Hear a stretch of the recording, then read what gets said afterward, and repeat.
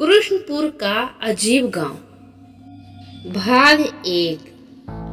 कृष्णपुर गांव जो कि दूर दराज में स्थित था, बहुत ही शांत और सुंदर था। यहाँ की हरियाली और शांति देखकर हर किसी को लगता था कि यह एक आदर्श गांव है। लेकिन यहाँ की छिपी हुई एक खौफनाक कहानी थी।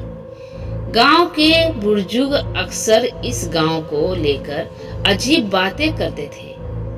खासकर एक गहरी रात को वे कहते थे कि इस गांव में एक बहुत पुराना रहस्यमयी घर था, जहां एक खौफनाक औरत रहती थी जो डायन थी। लोग कहते थे कि उस घर में कभी एक महिला के साथ कुछ भयानक हुआ था और तब से वह महिला डायन बन गई।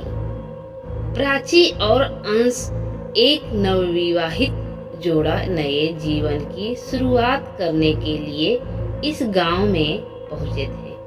गांव के लोग बहुत दोस्ताना थे और उन्होंने दोनों का स्वागत किया। लेकिन जैसे जैसे रात ढलने लगी, प्राची को यह एहसास हुआ कि गांव के लोग किसी कारण से शाम होते ही अपने अपने घरों में बंद हो जाते थे। अंश ने इसका कारण जानने की कोशिश की, लेकिन जब गांव के बुजुर्गों से पूछा तो उन्होंने यह कहते हुए बात टाल दी, वह एक पुरानी कहानी है। बेटा, तुम्हें यह सब जानने की जरूरत नहीं है।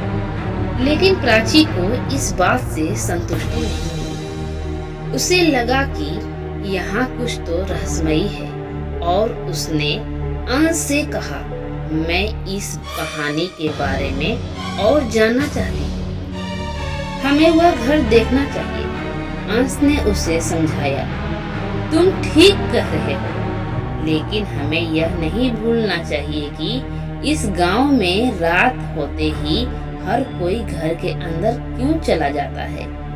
रात को जब सब सोने चले गए, प्राची और अंश ने तय किया कि वे उस खौफनाक घर का दौरा करेंगे। वे अंधेरे में एक लंबी गली के बीच से सोते हुए उस घर तक पहुंचे, जहां अक्सर अजीब घटनाएं घटती थी। जैसे ही वे उस घर के पास पहुंचे, एक ठंडी हवा का झोंका आया और घर के अंदर से एक चुप सी खांसी की आवाज सुनाई दी। अंश ने यह समझने की कोशिश की कि यह हवा का असर है, लेकिन प्राची के चेहरे पर डर साफ नजर आ रहा था। प्राची ने धीरे से कहा, क्या तुमने वो आवाज सुनी? वह खांसने की आवाज थी।